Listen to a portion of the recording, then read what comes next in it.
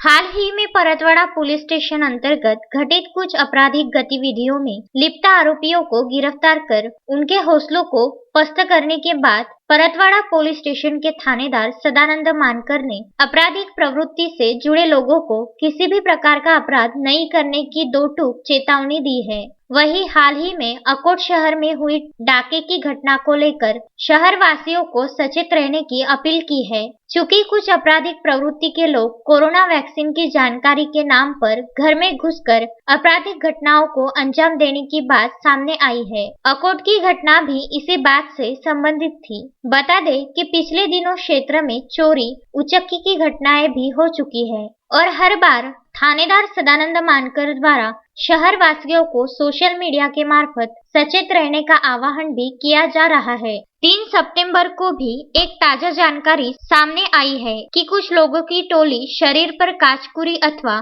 गंदगी डालकर लूटपाट करने की कोशिश हो सकती है। ऐसे भी लोग शहर में आने की जानकारी मिल रही है, इसलिए एटीएम से पैसे निकालने भरने वाले पैसों का व्यवहार करने वालों को बेहद सतर्क रहने की अपील की गई है। इस संदर्भ में पुलिस ने एक व्यक्ति की निशानदेही गिट्टा सा सफेद रंग की शर्ट पहना हुआ होने की जानकारी दी है। किसी को संदेह होने पर वह तुरंत परतवाड़ा पुलिस स्टेशन से संपर्क करे। सध्या हे धाड सत्र जे काही गुन्हेगार असेल ते अजूनही काही जे काही फरार आरोपी आहेत या शहरात अशांतता माजवणारे त्यांच्या मागं सुद्धा आमचे लोक आहेत आणि ते थोड्याच कालावधीमध्ये सुद्धा त्यांना सुद्धा आम्ही जेरबंद करणारच आहोत। त्यामुळे या ठिकाणचे जे काही रेकॉर्डेड गुन्हेगार आणि बदमाश आहेत त्यांनी सावध व्हायचं। काही तळीपारचे प्रकरणही आमचे तयार केलेले आहेत जे या पोलीस स्टेशनच्या रेकॉर्डवरील जे गुंड असेल माहितीगार गुन्हेगार असेल त्याच्याविरुद्ध प्रतिबंधक कारवाई आम्ही करत आहोत आणि वेळप्रसंगी तळीपारची कारवाई सुद्धा करण्यात येत आहे।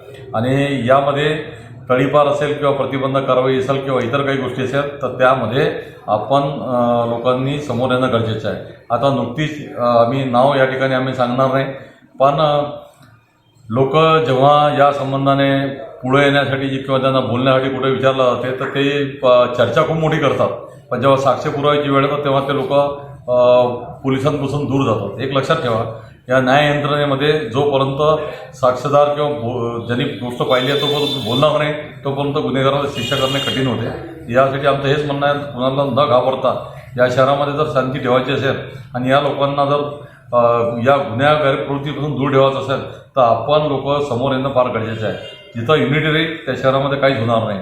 जयकुमार घिया के साथ पंकज साबू, विदर्भ न्यूज, परतवाड़ा।